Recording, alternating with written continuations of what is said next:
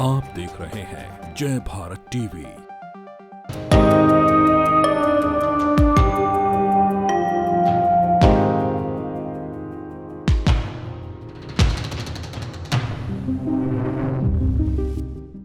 नमस्कार, जय भारत टीवी देख रहे हैं आप। मैं हूं हेमबट। लंबे इंतजार के बाद उत्तराखंड में चारधाम यात्रा शुरू हो गई है और इसके शुरू होते ही जो तस्वीरें आप निकलकर सामने आ रही हैं वो डराने वाली, वो चिंता में डालने वाली। एक तो पर्यावरण का सवाल है जिसको लेकर लंबे समय से जो उत्तराखंड के स्थानीय लोग हैं, पर्यावरणविद हैं, वैज्ञानिक हैं, उनका कंसर्न तो है ही। साथ में जो यात्री इस वक्त आ रहे हैं बड़ी संख्या में, उन्हें अव्यवस्थाओं से भी दो चार होना पड़ रहा। एक दिन पहले गंगोत्री से तस्वीरें आई। यमुनोत्री की तस्वीरें तो ऐसी थी कि पैदल मार्ग में जाम लग गया, लोगों को चलने की जगह नहीं, एक कदम रखने की जगह नहीं मिली। यमुनोत्री का ऐसा हाल था। घोड़े, खच्चर, पैदल यात्रियों को ले जाने वाले जो लोग, कंडी वाले लोग हैं, वो परेशान दिखाई दिए। जो यात्री आए थे वो परेशान थे। यानी कि पैदल मार्ग पर जाम। अगर आपको रजिस्ट्रेशन करवाना है चारधाम यात्रा का, तो आप ऋषिकेश, हरिद्वार में जाइए, आपके पसीने छूट जाएंगे। एक दिन में रजिस्ट्रेशन भी नहीं होने वाला। लंबी कतारें रजिस्ट्रेशन काउंटर के आगे लगी हैं और लोगों को एक एक दो दो दिन बाद रजिस्ट्रेशन मिल पा रहा है। सरकार की कोशिश थी कि यात्रा शुरू होने से पहले तमाम इंतज़ाम कर लिए जाएं, लेकिन हर बार की तरह चारधाम यात्रा में सरकार मर्जी जितने इंतज़ाम कर ले, लेकिन जब यात्रा शुरू होती है तो सारे इंतज़ाम धरे के धरे रह जाते हैं। वही इस बार भी शुरुआती 2 दिन हुए हैं चारधाम यात्रा को शुरू हुए, लेकिन वो जो आंकड़ा है यात्रियों का, वो इस बार बाढ़ की तरह जनसैलाब आता हुआ दिखाई दे रहा है। चारधाम यात्रा में पिछली बार 50 लाख से ज़्यादा लोगों ने यात्रा की। 2022 की बात करें तो 46 लाख लोगों ने चारधाम की यात्रा की। इस बार ये आंकड़ा 60 से पार जा सकता है। इस बात की उम्मीद लगाए उत्तराखंड के वो लोग जिनका सीधा कारोबार चारधाम यात्रा से जुड़ता है, वो और सरकार ज़्यादा से ज़्यादा यात्रियों को उत्तराखंड लाना चाहती है, चारधाम लाना चाहती है। इसके लिए बाकायदा प्रचार भी किया जाता है।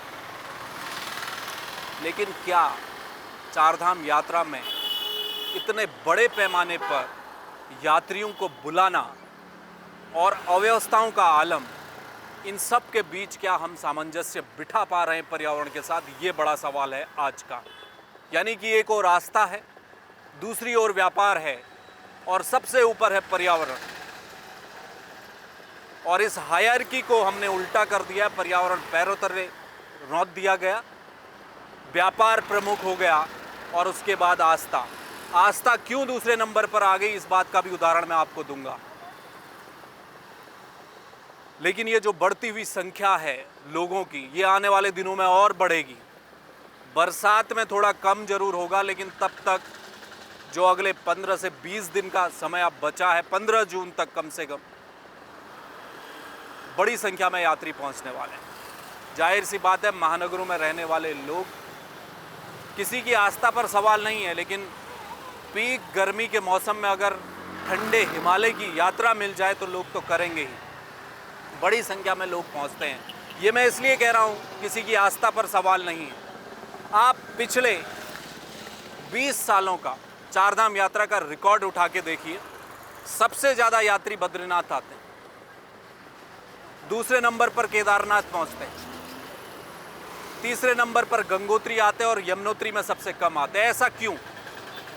आदि शंकराचार्य ने जब चार धामों की स्थापना की तो उन्होंने आध्यात्मिक दृष्टि से चारों धामों में यात्रा का एक क्रम बनाया, जो सनातन संस्कृति भी बताती है, हमारे शास्त्र बताते हैं कि अगर आपको चार धामों की यात्रा करनी है तो उसका एक तरीका है, उसका एक सलीका है, उसकी एक अपनी पद्धति है, एक परंपरा है। उसी को फॉलो हर यात्री को करना चाहिए अगर असल आस्था है तो।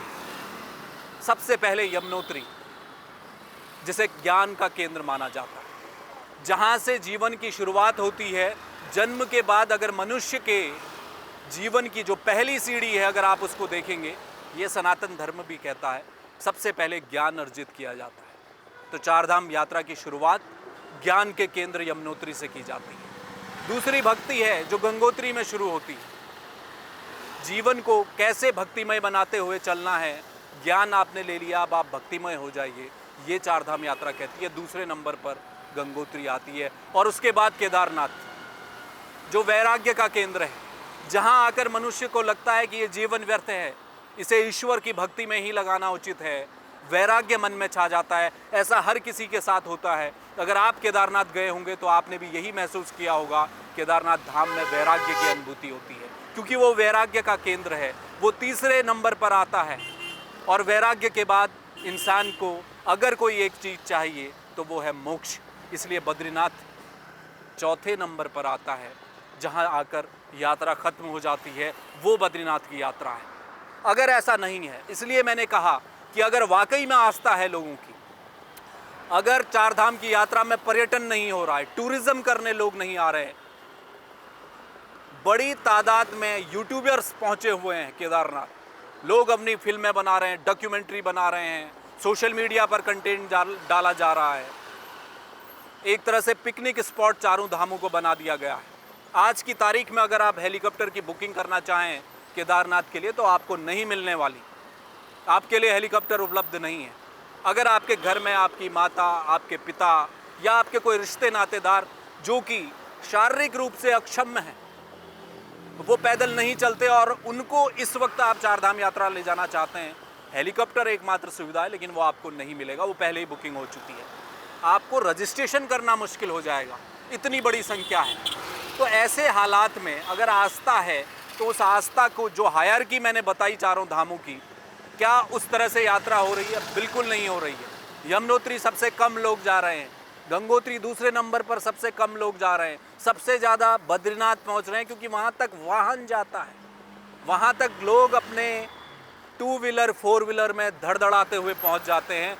इसलिए बद्रीनाथ में सबसे बड़ी संख्या है। दूसरे नंबर पर बाबा केदार का दर है, वहाँ पैदल चलना पड़ता है 16 किलोमीटर, बावजूद इसके लोग वहाँ तक पहुँच जा रहे हैं। लेकिन गुप्त काशी सोनप्रयाग तक का हाल देखिए, सड़कों का कितने बड़े पैमाने पर 4 व्हीलर पहुँच रहे हैं, कारें, बड़ी बड़ी गाड़ियाँ लेकर लोग पहुँच रहे हैं। ट्रैफिक जाम की स्थिति है। सोनप्रयाग में पार्किंग का नज़ारा आप देखिए, क्या पार्किंग के नज़ारा है। मंदाकिनी के किनारे 2013 की आपदा के बाद यहाँ मंदाकिनी ने दोनों छोर एक मिला दिए थे उस आपदा के बाद। समझ हम अभी भी नहीं पाए हैं क्या इतनी बड़ी संख्या में तीर्थयात्रियों को बुला लेना सरकार अपने कौन से नंबर बढ़ाना चाहती है? क्या इस आस्था पर कोई काम किया जा सकता है? क्या संख्या को सीमित किया जा सकता है? किया भी जा रहा है।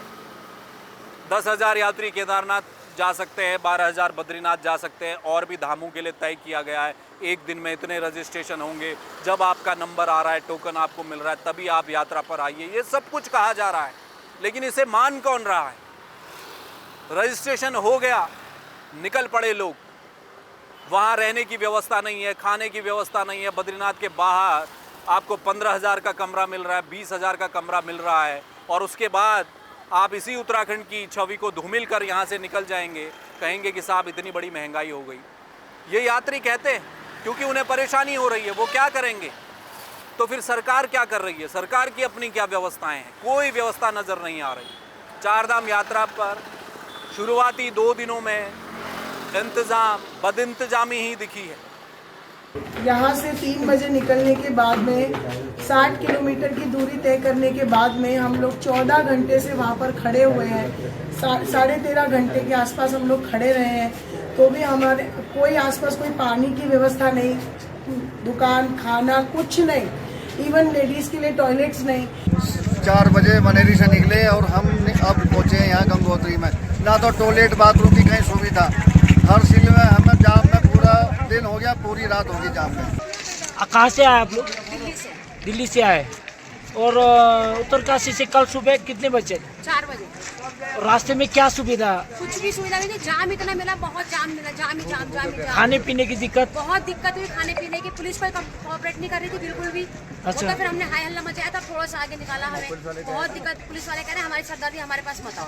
नहीं, पुलिस वालों के पास गए तो वो ये कह रहे कि तुम यहाँ पर आते क्यों? आते क्यों यहाँ पे, ऐसे बोला उन्होंने, पुलिस वालों ने। डॉक्टर्स स्वास्थ्य को लेकर अभी होना बाकी है। कहाँ कहाँ पर चिकित्सा व्यवस्था दी गई है इसका अभी कोई पता नहीं। अब तक 5 लोगों की जान जा चुकी है, 5 लोग हार्ट अटैक से अभी तक उनकी जान जा चुकी है। ये सिलसिला इसी तरह परेशानियों का बढ़ता रहेगा। इसलिए आज हम सवाल ये उठा रहे हैं। और आखिर में बात होती है पर्यावरण की। आप व्यापार से कॉम्प्रोमाइज़ करिए, आस्था से कॉम्प्रोमाइज़ कीजिए, लेकिन पर्यावरण से कॉम्प्रोमाइज़ नहीं किया जा सकता। लेकिन असल में उल्टा हो रहा है, पर्यावरण से कॉम्प्रोमाइज़ हो गया है, व्यापार से नहीं। 4 धामों से जिनका कारोबार जुड़ा है, अच्छी बात है, उत्तराखंड की आमदनी है, 6 महीने का ये कारोबार है, पर्यटन हमारी आर्थिकी का केंद्र है, और उसी केंद्र को हम नहीं भुना पाए तो फिर हम काहे के पर्यटन स्टेट। लेकिन सवाल ये है कि क्या आस्था के नाम पर ये सब कुछ होगा? व्यवस्थाएं, वो इंफ्रास्ट्रक्चर कहाँ है? एक दिन में 50,000 यात्रियों को 4 धाम यात्रा में लाने, ठहराने, खाने, उनकी व्यवस्था करने की सुविधाएं हम दे पा रहे हैं क्या? नहीं दे पा रहे हैं। और नहीं दे पा रहे हैं इसलिए इतना झमेला चारों धामों के दर में दिखाई दे रहा है। लोग परेशान इधर उधर घूम रहे हैं, रात को ठहरने की जगह नहीं मिल रही है, खाने के दाम हाई हैं, वो भी परेशानी का कारण बन रहा है। गंगोत्री से तस्वीरें आई, कल बद्रीनाथ से विरोध के स्वर उठे। स्थानीय पंडा पुरोहितों ने, लोगों ने कहा कि साहब ये वीआईपी कल्चर बंद कीजिए, इससे हमें परेशानी हो रही है। खामखा एक गेट आपने बना दिया है, क्या फ़ायदा इस वीआईपी कल्चर का? सब लाइन में लगेंगे, बद्रीनाथ बद्री विशाल के दर्शन करेंगे। प्रशासन ने मान लिया, कहा कि वीआईपी जो दर्शन है वो बद्रीनाथ में नहीं होंगे। फिर तस्वीरें गंगोत्री धाम से आज आ गई, जहां कहा गया कि प्रशासन जानबूझकर लोगों को रोक रहा है। मतलब तलवार की धार में चलने के बराबर हो गई 4 धाम यात्रा। सरकार अगर लोगों को रोक ले तो परेशानी, ना रोके तो परेशानी। तो फिर इस सब कुछ असुविधाओं से कैसे बचा जाए, इसकी तैयारी क्या पहले नहीं की जानी चाहिए? अब तो यात्रा शुरू हो गई है, लोग तो आएंगे, लेकिन इस सब के बीच सबसे बड़ा नुकसान पर्यावरण का है। केदारनाथ धाम, बद्रीनाथ धाम, गंगोत्री, यमुनोत्री बहुत सेंसिटिव एरिया है। न जाने कितनी वैज्ञानिक रिपोर्ट्स हैं उच्च हिमालयी क्षेत्र के संवेदनशीलता को लेकर, बहुत सारी रिपोर्ट्स हैं, बहुत सारी रिपोर्ट्स हैं। स्थानीय स्तर पर प्रशासन, शासन की रिपोर्ट्स हैं, बड़े बड़े इंस्टीट्यूट ने रिपोर्ट दी है अपनी कि वहाँ पर बड़ी संख्या में लोगों की आवाजाही खतरा है आने वाले समय में। ग्लेशियर लगातार तेज़ी से पिघल रहे हैं, वो एक बहुत बड़ी समस्या है। इतने नज़दीक हिमालय के बीच इतनी बड़ी संख्या में लोगों का जाना, उनके जाने से जो प्रदूषण अचानक से बढ़ता है, प्लास्टिक के थैले हों, बोतल हों, वो हमें हमेशा दिखाई देती है, वो एक परेशानी का विषय है।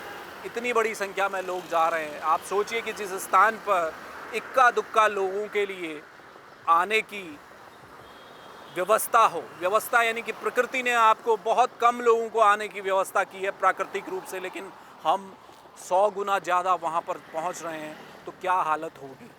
हेलीकॉप्टर ऐसे केदार घाटी में घूमते हैं। इस सीजन में अगर आप पैदल केदारनाथ यात्रा कर लें तो आपको एक भी जंगली जानवर देखने को नहीं मिलेगा। कस्तूरी मृग देखने को मिल जाते थे कहीं पर भी, मोनाल और भी जितने पशु पक्षी हैं, केदारनाथ जो पूरा अभ्यारण्य है उसके जानवर डर के मारे इस वक्त हेलीकॉप्टर की धड़धड़ाहट से 600 मीटर की ऊंचाई है हेलीकॉप्टर की, लेकिन उड़ कहाँ रहा है, मंदाकिनी के बिल्कुल तट से होता हुआ जा रहा है। तो वो जानवर परेशान हैं, उनका हैबिटाट चेंज हो रहा है। इस सीजन में जैसे ही यात्रा शुरू होती है, जानवर मूव कर जा रहे हैं केदार घाटी से, वो कहीं और जा रहे हैं। उनकी प्रकृति, उनका रहन सहन और उनका हैबिटाट बदलता चला जा रहा है, जो कि जंगलों को नुकसान पहुंचा रहा है। ये सब कुछ हो रहा है केदारनाथ में। बहुत दूर जाने की ज़रूरत नहीं है। भारत में ही अंडमान निकोबार में ऐसी जनजातियां हैं जो आज भी हम आधुनिक लोगों से दूर रहना पसंद करती हैं। क्यों? इसलिए क्योंकि वो अपने पर्यावरण, अपने संसाधनों को, अपनी परंपराओं को हमसे दूर रखना चाहते हैं, उन्हें बचाना चाहते हैं, इसलिए वो हमसे दूर रहना चाहते हैं। क्या इन उच्च स्थलीय जो पर्यावरण के लिहाज से बेहद संवेदनशील इलाके हैं, क्या वहाँ पर हम संख्या को कम कर सकते हैं क्या? इस पर विचार करने की ज़रूरत है। वरना पिछली बार 50 लाख से ज़्यादा लोग आए थे, इस बार 60 लाख लोग आएंगे, अगली बार 70 लाख आएंगे। एक दिन ऐसा बहुत जल्दी 2-4 सालों में आएगा जब 1 करोड़ लोग चार धाम की यात्रा करने आएंगे। तब हम कैसे संभालेंगे उस बाढ़ को? वो हमारे पर्यावरण को ख़त्म कर देगा, वो हमारी परंपराओं को ख़त्म कर देगी वो भीड़। हम कैसे व्यवस्थित करेंगे? तो इसलिए उम्मीद यही की जानी चाहिए कि इस यात्रा सीजन कम से कम बदइंतजामी न हो। अगर बदइंतजामी का डर सरकार को सता रहा है तो कृपया जो यात्री हैं उन्हें व्यवस्थित तरीके से लाइए, उनकी संख्या को सीमित करिए, लोगों को बताइए, मैसेज दीजिए कि आपका रजिस्ट्रेशन हुआ है, अब आप इतनी तारीख के बाद ही आइए। लोगों से अपील कीजिए। क्यों नहीं हो सकता? जो लोग आस्था के लिए उत्तराखंड की धरती पर आ रहे हैं, अगर उन्हें उस आस्था का हवाला देकर आप समझाएंगे तो वो समझेंगे, वो अपनी जिम्मेदारियों को समझेंगे। लेकिन देखना होगा कि हर बार चार धाम यात्रा में व्यापार सबसे ऊपर रहता है, दूसरे नंबर पर आस्था रहती है, तीसरे नंबर पर पर्यावरण रहता है। इस बार क्या होगा? कैमरामैन मयूर उपाध्याय के साथ हेमवट, जय भारत टीवी।